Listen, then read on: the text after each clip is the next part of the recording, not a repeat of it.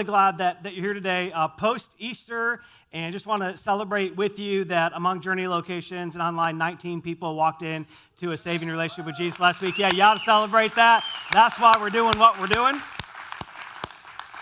I don't know how long heaven throws parties for each individual person, but it might still be happening. And if you take that with a collection of other churches around the world that are consistently trying to hold out the message of Jesus, but on Easter, people are just a little more open and aware, and it becomes a great moment. So for those of you who invited and prayed and kind of navigated with people, thank you for that. Thank you for that. For those of you who invited and your people said no or didn't come or something changed, still thank you for that. Like long-term investment is really what we're doing. Like long-term investment, the same way Jesus invests with us.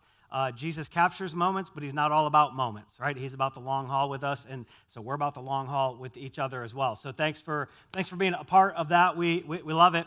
I want to just ask you a question today as we kind of start jumping into a new series that really gives us a little bit of springboard out of Easter, whether we're exploring Jesus, a new follower of Jesus, long-term follower of Jesus. How do we experience life with Jesus in a way that we understand we're always starting a little bit? There's always more with Jesus. There's this invitation to always be growing, and there's this invitation to flourishing with Jesus. That's part of what Jesus said he came to bring us, was a life that was flourishing despite our circumstances. So let me just ask you, what do you wish right now somebody could tell you? Just what do you, and it doesn't have to be serious, it doesn't have to be big. Don't think, well, because I'm in church, I probably better think of like a theological question or something. Forget all that just for a minute. Like, what are some things that right now you just wish somebody could tell you with 100% accuracy?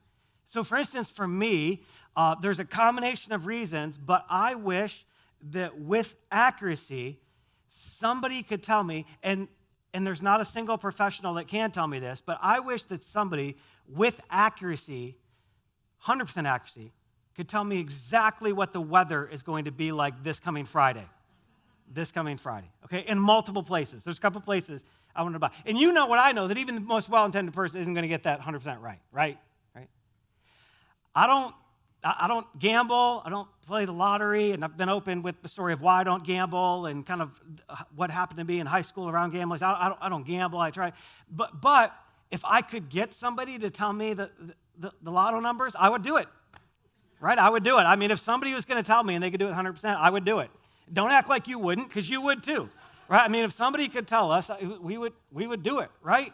We do that. I wish, now this wouldn't be an instantaneous deal, but part of me wishes somebody could teach me how to fly. I think it'd be amazing to fly. And some of you can fly. We've got some pilots that are part of Journey, and it must be fascinating, right? It must be absolutely amazing. There's parts of it I don't think I would love. I don't like overly confined tight spaces, and I've never seen a jumbo-sized cockpit. I mean, right? You just look in and they're kind of tiny, right? But I think it'd be fascinating to know how to fly. Well, let's make the question maybe a little more spiritual.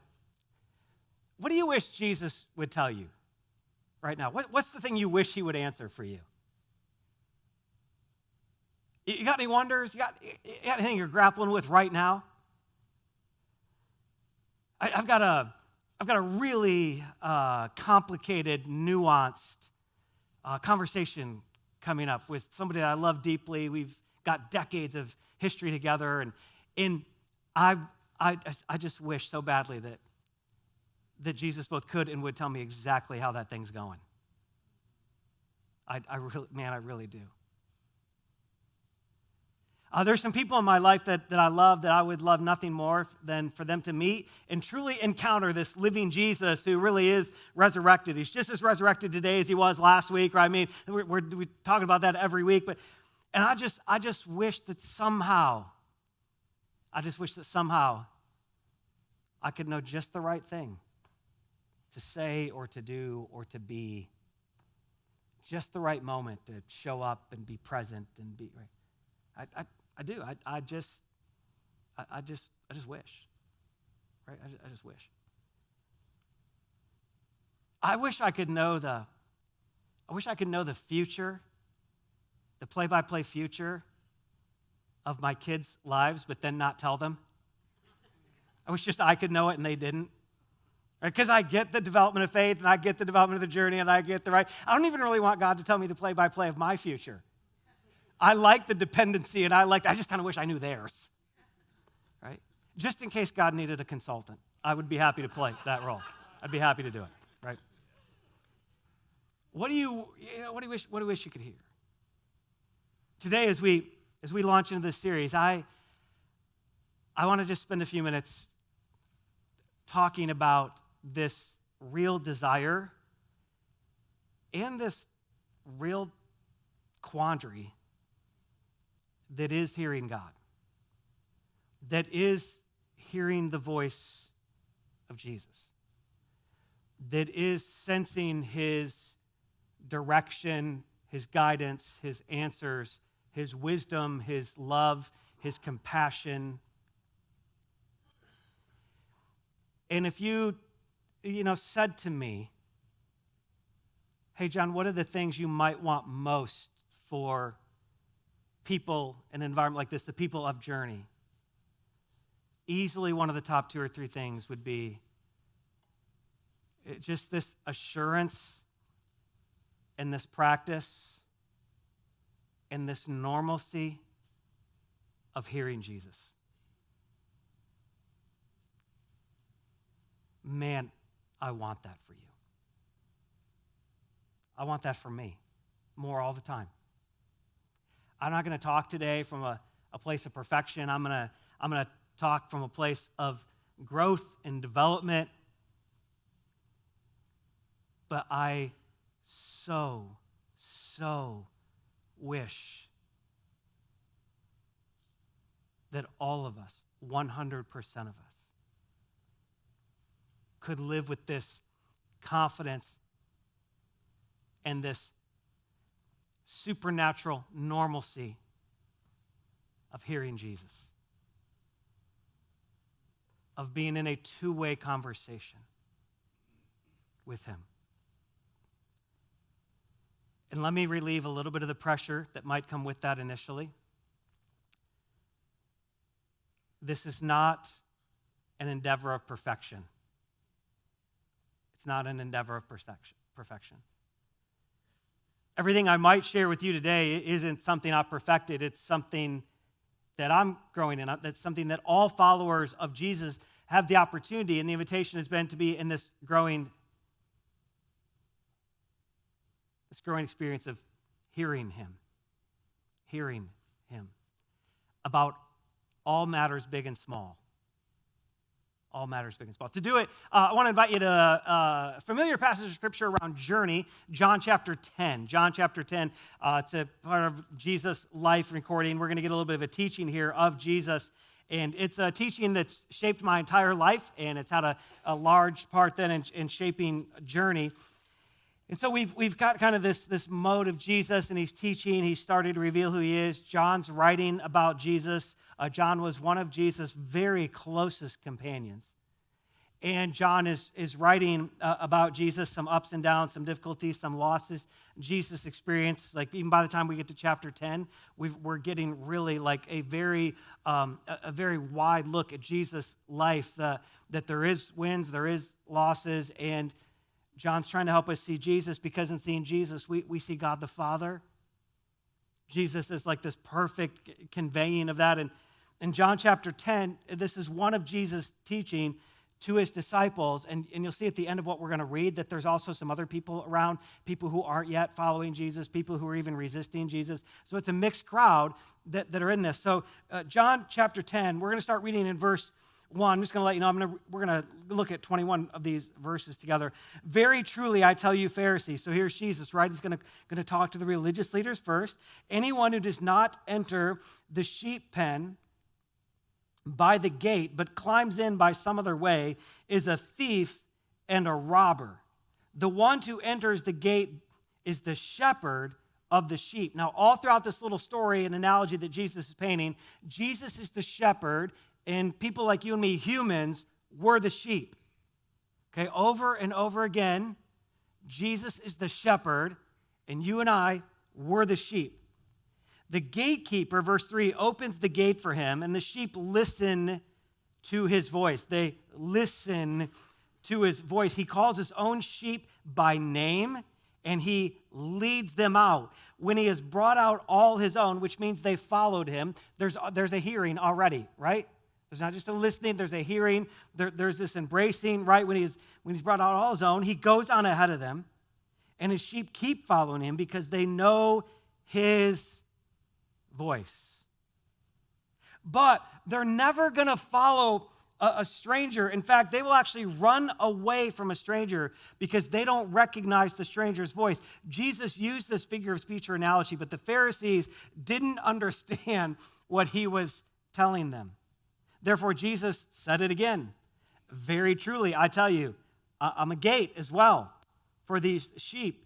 And all who have come before me are thieves and robbers, but the sheep have not listened to them. I'm the gate. Whoever enters through me will be saved. Jesus saying, I'm the way to life here. Like, I am the way back to the Father. I'm the way to the God who created you, right? They will come in and go out, and they will find pasture. Verse 10, we've got a built journey on this verse, this all-encompassing statement of Jesus. The thief comes to only steal, kill, and destroy, but I have come that they might take hold of life and have it to the full. I came so that people could grab a hold of what life is supposed to be and what they were created to experience with it. And in spite of circumstances and opposition, in spite of lows and unbelievable highs, successes and losses, what they could really grab in all of that clutter is life and life to the fullest. Life like it was meant to be experienced. But there is this thief that is constantly impeding that. There is this thief that is constantly trying to dilute and steal and kill and destroy the path to life.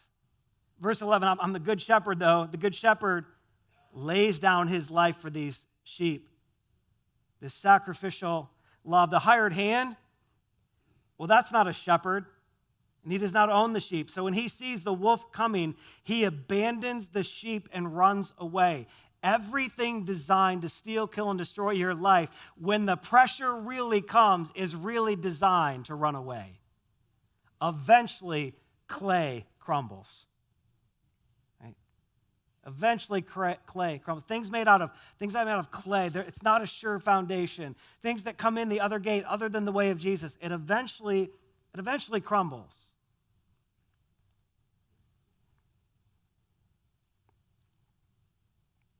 So when he sees the wolf coming, he abandons the sheep and he runs away. Then the wolf attacks the flock and scatters it, gets them in isolation. The man runs away because he's just a hired hand and he cares nothing for the sheep. But I'm the good shepherd. I know my sheep and my sheep know me, just as the Father knows me and I know the Father. And I lay down my life for the sheep. Jesus again conveying sacrificial love, depth of love. I lay down my life for these sheep. And I've got other sheep that are not of this sheep pen. I mean, not every sheep is bound to one geography and one people group. I got other sheep. It's not just you. Don't think about just yourself, because I got to bring them also. They too will listen to my voice, and there shall be one flock and one shepherd. That's Jesus. The reason my Father loves me is that I lay down my life only to take it up again. He's pointing to the resurrection, which we celebrated last week. Over and over, Jesus in his teaching, he's always dropping in these hints of death and resurrection. And here it was again, and even in this teaching. No one takes it from me, but I lay it down of my own accord. I have authority to lay it down, the authority to take it up. This command I received from my Father. That's why I've come. The Jews who heard these words were again divided. Many of them said, this guy's demon-possessed and raving mad. Those of you who like, we've kind of fallen into this trap of thinking it's really hard to be a Jesus follower right now. It was really hard to be Jesus. He's talking about sheep and shepherd, and that's what all the people do. That's like part of the economy of the day, right? Everybody knows the sheep and the shepherd, and they're still like, this guy's demon-possessed. He's raving mad. Jesus even had one point where his own family said that about him. You don't have it so bad. Verse 21. But the others said, these are not the sayings of a man possessed by a demon. Can a demon actually open the eyes of somebody blind? Because they had seen the miracles, right? They've watched Jesus heal. They've watched Jesus do the impossible. They're like, this can't be a demon-possessed man. Like, look at the things that Jesus has done for the good of people. the good of people around him, for the good of us, for the good of our community. Like, look at what Jesus has done. It's remarkable. Now, in this whole like little teaching of Jesus, it's really not that long. You can kind of imagine that's probably a 3 or 4 minute teaching that Jesus does. He paints a picture. Everybody understands the culture and the sheep and the shepherd. And so there's this instant response to it. But what he's really talking about in part is hey, there's a relationship dynamic to this sheep and shepherd deal. The shepherd talks and the sheep listen. The shepherd walks and the sheep follow. The sheep need and the shepherd responds. The sheep need more than they know they need, and different things they know they need, and the shepherd responds, and the shepherd leads, and the shepherd guides. Some of you might think about Psalm 23, and there's this rod and this staff that a shepherd would have, and that's used to protect and keep them, but it's also used to like guide and pull the sheep on the course, and right? Keep the sheep in good environments, like get to good pasture. There's this conversation that's happening here. So what can we grab from that? What's like for us? We don't feel like sheep, right? I mean, most of us want to say, "I hope I'm smarter than a sheep," right? I mean, it's like no, it's this picture of dependency. So how do we hear Jesus? Well, let me just give you like a few thoughts that I hope shift our mindset so that we have an opportunity to shift our heart set and grow in some confidence and assurance that we can hear from Jesus. Let me give the first one. Just really kind of simply this. Hearing Jesus includes hearing the tone, the truth, and the tapestry of his life and words. The tone, the truth, and the tapestry. Jesus speaks with a tone. Jesus does not speak monotone. All things Jesus said are not equal. They don't all have the same intensity. Jesus speaks out of the truth of who he is. Friends, we are so concerned about our truth that it is nearly impossible to hear Jesus' truth. But if we really want to hear Jesus, we got to say, well, what is Jesus' truth? And I will let that shape my truth. Right? Like we've got that thing all flipped around backwards. Jesus is speaking from his truth. And Jesus is speaking from his tapestry, the whole of his life. His life has all of these woven events and relationships and dynamics and hopes and joy and dependence on his Father. Jesus does do miracles. Jesus does feed people who don't have any food. Jesus does teach. Jesus is considered demon-possessed by some. Jesus' cousin and one of his best friends does get beheaded. Jesus does have people abandon him when he needs them most. Jesus does have really big crowds that maybe were fun to talk to and lead. Jesus has a mother who seems to somehow uniquely care for him. And he has other family who shockingly betrays him. Jesus speaks out of all of that just like you speak out of all of yours. Right? When we get into an argument with somebody we love, the argument is never fully about the issue. Never, ever. In fact, most of the time it's like 1% about the issue. And it's 99 about the tapestry of our life that's contributed to getting us to the issue and how we feel about the issue and what the response to the issue, right? We got it all, right? And then it impacts our tone, right? Tone matters. Tone matters. Think about your different teachers you had or you have in school. And think about subjects you might even have over multiple years, something like history or a certain science, right? If your history teacher talks about World War II without energy or without any sense of the weight of the facts, it is easy to be bored. It is easy to be bored. If the same content is taught by a different teacher who feels it and somehow wants to talk about it and pulls these values and lessons from it and what it could be, it's at least a little easier to not be bored, right? Tone matters. Tone matters. If somebody says to you, happy birthday, happy birthday. I mean, I guess it counts, but wouldn't you rather have the happy birthday, right? And tone matters. Y'all know, we all did this when we were kids, the forced I'm sorry. I'm sorry. I mean, that was so meaningful, right? Why? Because the tone mattered. Let's just, listen. Jesus is communicating to you and to me with tone and from a place of truth and from a tapestry of his life from creation and before creation until now and even into eternity. And listen, just feel the difference.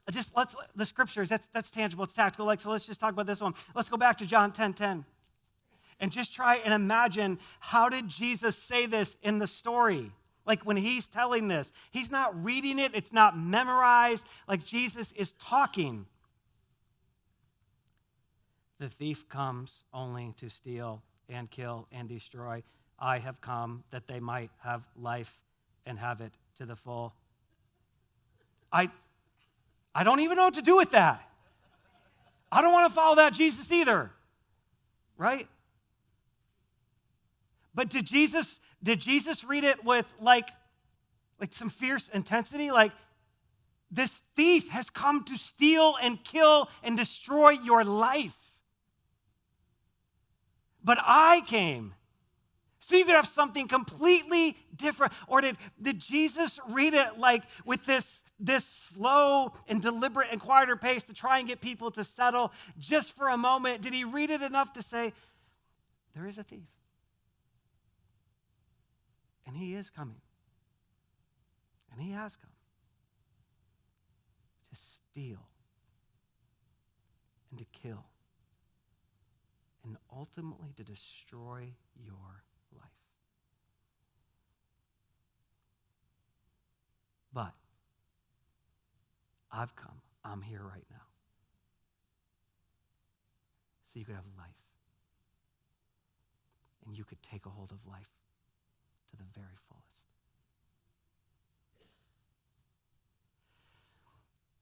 Tone matters. Truth matters.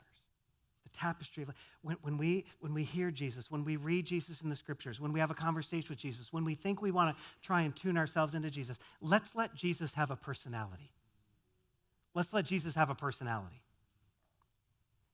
Let's let Jesus have a personality. He's not a formula. He's not a bot.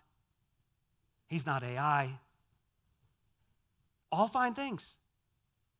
All fine things. Let's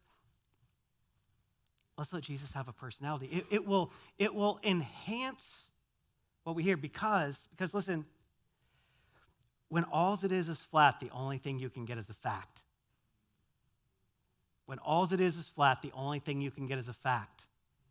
When personality gets to come in, when tone gets to come in, when history gets to come in, when truth gets to come in, now we're getting the relationship dynamic. Now we're getting, oh, Jesus is excited, or Jesus might be disappointed, or Jesus is trying to be like overly clear, or Jesus is like conveying the urgency, or Jesus is conveying a calm because this one isn't that urgent, or Jesus, right? Or Jesus is conveying his love, or Jesus conveying his hope, or Jesus conveying his compassion. Like that matters. But this is also what matters. Let me give you the other side of that, right? As much as that's true, it's also about the hearers. That's you and me, our mind, our will, and emotions, as it does our ears. See, we've got this soul in us. The spirit is this part that gets eternally connected to Jesus when we experience his salvation, right? Like a part of us that's dead is waking up. But then we got this soul that's our mind, our will, and our emotions. And it's where we make a lot of our decisions. It's where we think. It's where we feel. It's where we dream. It's where we have ambitions, where we process. And the question for us becomes like in our mind and in our will and our emotions, what's the motive for wanting to hear? What's the motive for wanting to hear? Do I want to hear genuinely for his help? Do I want to hear in hopes of only his blessing, regardless of whether he agrees with what I'm doing or not? Do I want to hear for genuine guidance and direction? Do I want to hear so that I could see him more clearly? Or only so that I could get what I need and move on? Do I want to hear from a surrendered heart and soul? Or do I want to hear from the position of control? Me still in charge? What's the actual mode? Will we hear, see if we can hear his tone, and in our emotions we could hear that tone have a healing tone. Some tones are just more healing. The way people approach a conversation, sometimes it's just healing. Y'all know, somebody can say something, man, you can be fired up in a millisecond. They can say something just the wrong way at the wrong time. And all of a sudden, them's fighting words, right? Or they can say something in just the right way, and nothing calms you quite like that. Nothing brings healing quite like that. Kind of our ears, or the picture of some kind of internal spiritual ears, that's important, but so's the condition, the posture, the direction, the mode of our mind, our will, and our emotions. Are we open to truly what Jesus would want to say? Are we open to what the direction might be? Are we open to how the counsel might sound? And if you wrap all of that up, are we open to an experience with him, an ongoing experience with him, or are we just looking to grab what we need and go?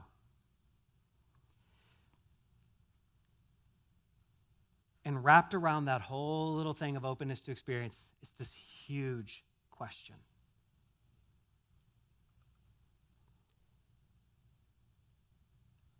Are we, or would we allow ourselves to be convinced that he speaks and we can hear? That he speaks and we can hear. Jesus speaks. It's like in neon lights in this analogy of the sheep and the shepherd. Jesus is trying to, just as clear as could be for people of the day and people for our day, say, look, you know my voice. I call you by name. I lead you out and you follow. You can get where you don't recognize the other voice, right? He's just trying. It's so hard. I speak and you can hear me. I speak and you can hear me. I speak and you can hear me. I want you to just try this on. Just try in your mind, in your will, in your emotions, in the moment. Just try this on. Try on this idea. Put it on. Let it settle in for a second. You can hear Jesus as much as anybody else can hear Jesus. You said, John, why? What's the big deal? Of course, all the time, this is the conversation that as Jesus followers we have. I don't know, and maybe it's not, and I can't hear him, or he wouldn't talk to me, or he's got bigger things to do, or he's, no. He picks sheep as the example. Sheep. They're not very smart. They smell. They don't go very far. He picks sheep. That's you and me. If they can hear his voice, so can you. Try it on. You see, some of you right now, you feel the slight awkwardness of that. You want to believe it. You want to believe it. And so for a little bit, you guys say, in my mind, will, emotions, I'm gonna trust who Jesus is. Remember what I'm gonna do is I'm gonna trust the truth that Jesus conveyed in this story. I'm going to trust this truth, and I'm going to trust the tapestry of Jesus' life, because he said things like this over and over and over again. He went so far as to say, we can be one. Us and Jesus are one. We could have his spirit in us, who's a significant part of how he speaks to us today. One, I'm gonna choose to understand the truth and the tapestry of what Jesus is saying, and I'm gonna hear his tone. And could I just take a hunch and share it with you that in this little analogy, I do think there's some urgency and warning from Jesus. That's why he's talking about a thief and people jumping on the other side. But could I tell you, like on top of that, like trying to overcome that, I really think he's trying to talk about hope. Like he's trying to say, you could hear me. Imagine how your life might change. Even if you're not a follower of Jesus, imagine how your life might change if you lived convinced that even though imperfect, you could hear the voice of the Jesus who made you.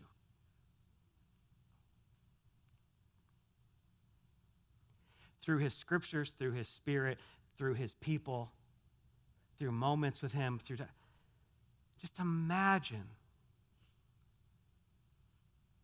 if you could live with that assurance. I'm not telling you you can. He told you you can. It's his motive. It's his motive. Like it's not even, it's like, I just want this for you. Okay, so how do we build on that? Well, here's what we got to understand. That while we're learning this and while we're in this, right, that hearing Jesus is fine-tuned through experience with him. It's fine-tuned through experiencing him. It's fine-tuned. It's fine-tuned. Irrelevant of how long you have been following Jesus, it will always be being fine-tuned. Always. Always. You say, why? Why can't I just get it right? Well, I mean, that would assume that Jesus has some limit somewhere, and that when we get to the end of it, we always know what he's leading and guiding us into perfectly. Jesus is limitless. Through all of eternity, he's going to be showing us more of who he is and like revealing more of his glory. So in this ongoing relationship that we have while on the earth, we're always going to be experiencing something new with him, which is part of what makes the adventure great. And it's also part of what sometimes makes the voice seem a little less clear than it does other times. It's not a sign of failure. It's a sign of growth. It's not a sign of failure. It's a sign of growth. If we hear something we think is from Jesus and we take a wrong step because it wasn't actually, kudos. Good for you. Good for you. I want to just celebrate it. I would encourage you to celebrate yourself. All those times you tried to hear Jesus and thought you did, and you made a step and looked back and thought, oh, that clearly wasn't. Good for you. It's not failure, it's growth. It's not failure, it's growth. It happens in every relationship. Erica and I are pushing 30 years of marriage. I can't count the number of times we've miscommunicated, misunderstood each other, gotten something wrong, from as simple as, oh, I thought we were meeting here to we were meeting over there, to, I thought you meant that, and that kind of ticked me off. But what you really meant is that, and I feel great. Right? I mean, it can make or break a day or a week. Right? Why? Because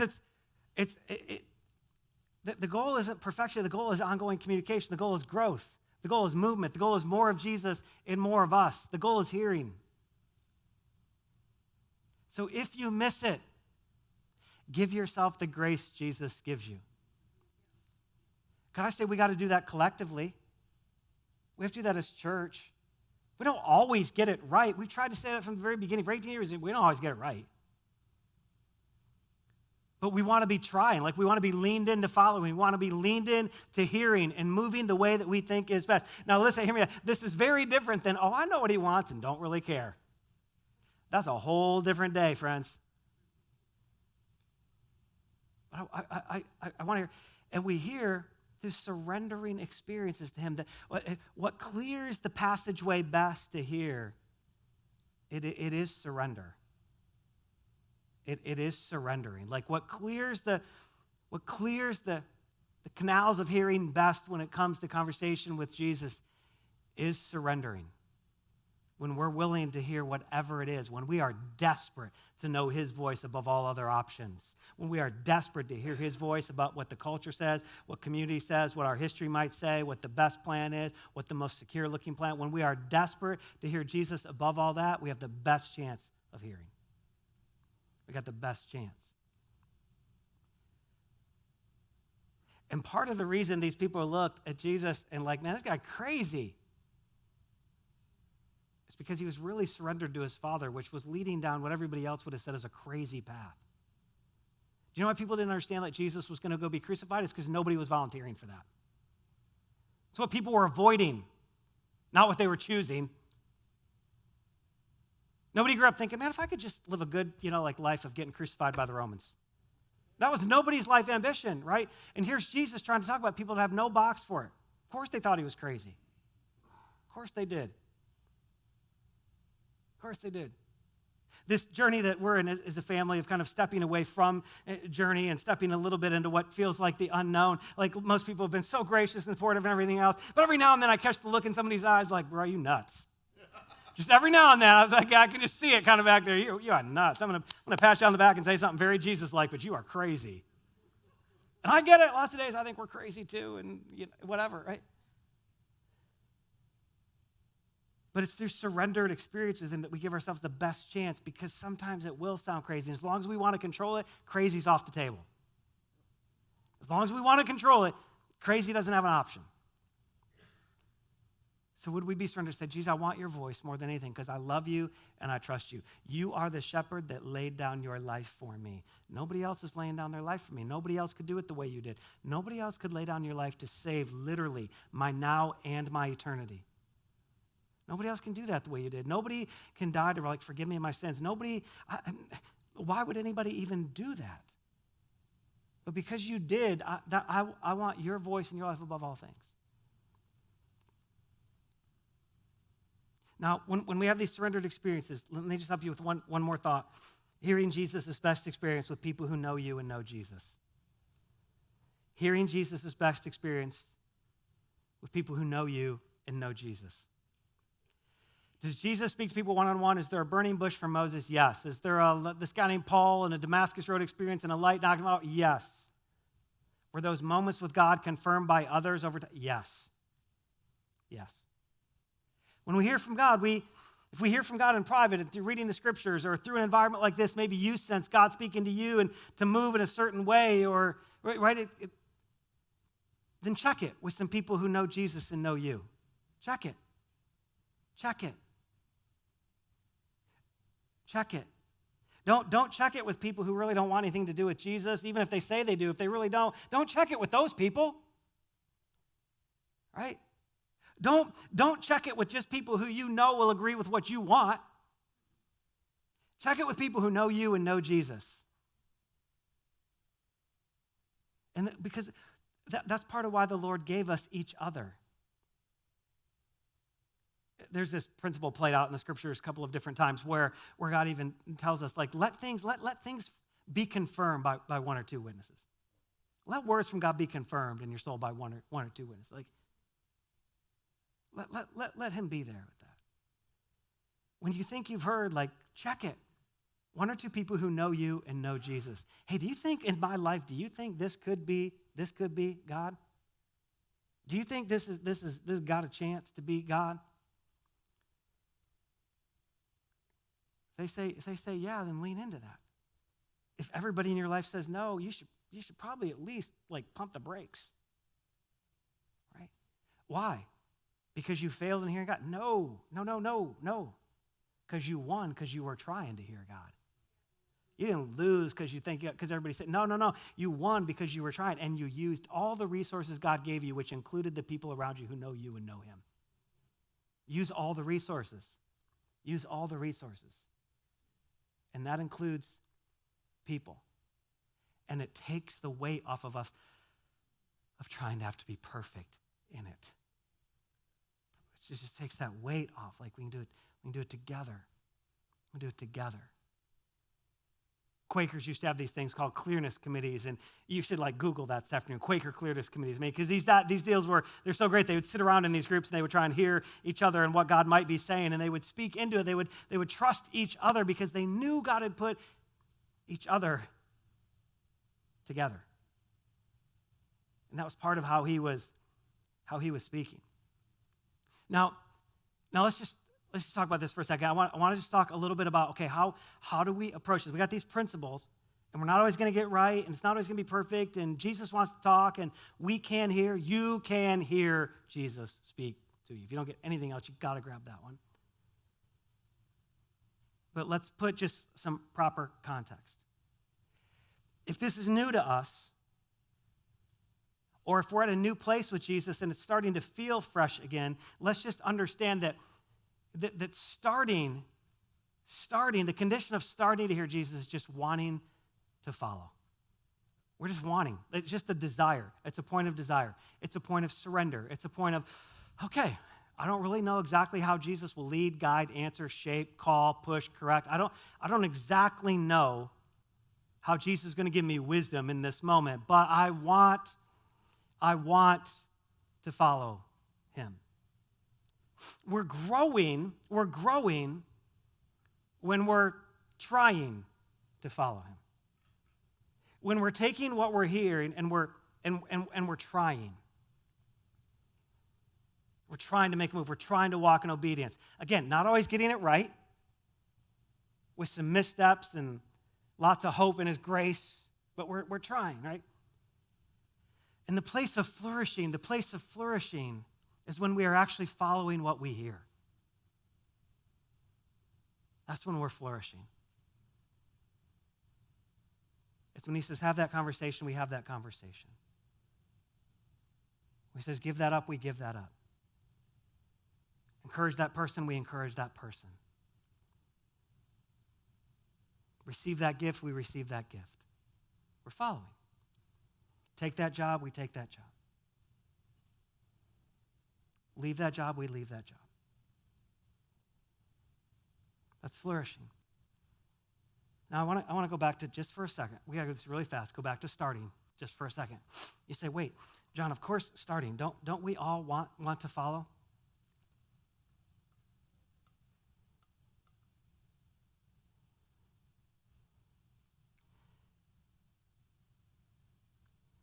The answer to that is no.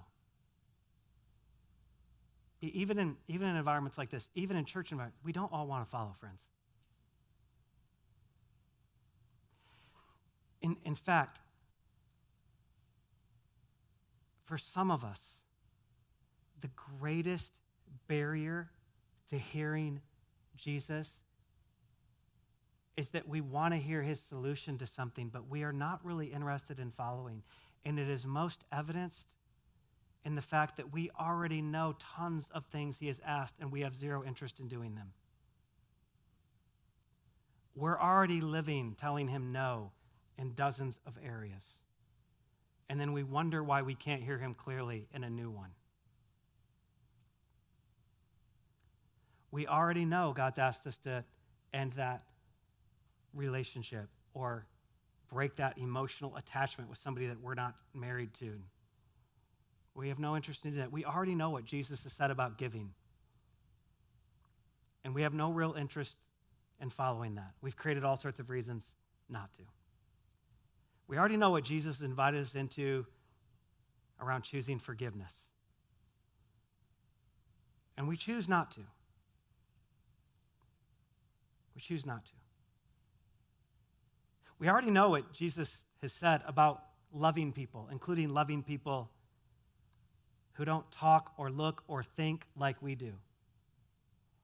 People who you might even say are your enemies. We already know what Jesus said about loving them, but candidly, we're not interested in that.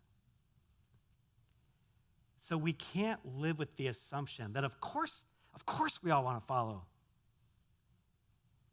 For some of us to like open and clear the clutter, like to clear the dam that's holding all of what Jesus might want to say back, we got to go back to things we've already heard him say. Some of us for years, and we just keep saying no to it. We just keep saying no. And we've said no so long, we've spiritualized the no. we've ignored his truth. We've made our truth about what his truth is. I'm just going to tell you, our truth is always wrong in that case. Never. Your truth has never been right when it disagrees with his, ever. Mine either. I've done it. I've done it. Mine's never been right. Neither is yours. So, while there's all sorts of hope in this, there's also hope in this parable, this analogy that Jesus is painting, there also needs to be all sorts of honesty from us. Right? We've got to ask, am I really wanting to follow? Am I really surrendered? Because if we are, we can't hear. We can't hear. And what I hope for you is something like this. About 30 years ago, probably more than that now, 32, 33 years ago, I met this couple, Ira and Joanne. And Ira and Joanne, they were in their late 50s then. They're both in their early 90s now. And they had been married for years at that point. And they were funny, they were hysterical, they were super active and everything else. And they loved each other. They were smitten, man. It was great, right? They still are smitten in their 90s, right? And one time, Ira, who was really healthy, he blacked out while he was driving once. Down all the hills in Virginia, they're huge in this mountainous part we were in, and he blacks out driving down this hill, crosses 4 lanes of traffic, and runs into a pole in just outside of a Burger King parking lot. And eventually kind of comes to, and there's people around, they get him to the hospital, and he's had this episode, he goes through all these tests. And I went to visit them in the hospital, and his wife Joanne is there, and I remember walking in and seeing Joanne, and I said, "Oh man, Joanne's glad you're here." I said, "Have you been able to be here the whole time?" And she says, "Oh yeah, I can't leave. He misses me if I just step out of the room. If I just step out of the room, he misses me." I was like, "Oh, that's sweet. It's probably true. That's sweet." And she says, "But since you're here, can I just go down and get something to eat?" Okay, yeah, I'll hang out with Ira for a little bit. It's great. And Ira was really funny and always had a story. I mean, it was great. And she leaves the room, and I said, "Ira, man, it's so great. It's so great that Joanne was able to has been able to be here with you this whole time that you've been here." And he's like, "Oh yeah, she can't stand to be without me, brother. Can't stand to be without me." And I was like, man, how great is that, right? How great is that? And they're just both, they talk a mile a minute, they're talking to each other, right? It's just great, right? But the desire, to be in that connection, the desire and the assumed desire they had that the other, right? They're half joking, but they're serious.